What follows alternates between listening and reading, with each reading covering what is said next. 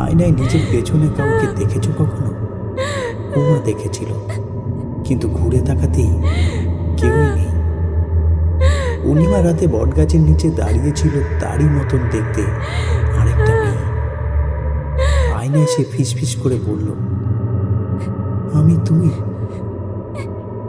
বহু বছর আগে মারা যাওয়া এক উমার আত্মা ফিরে এসেছে তারই শরীরে ঢোকার জন্য। কিন্তু উমা ভয় পায়নি।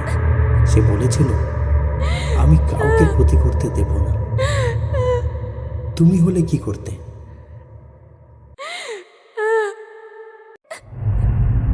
আয়নায় নিজের পেছনে কাউকে দেখেছো কখনো?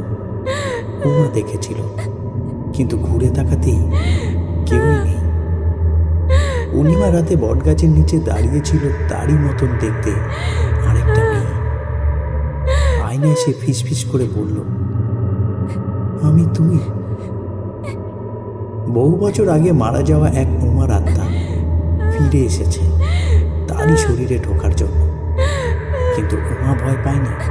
সে বলেছিল, আমি কাউকে ক্ষতি করতে দেব না। তুমি হলে কি করতে?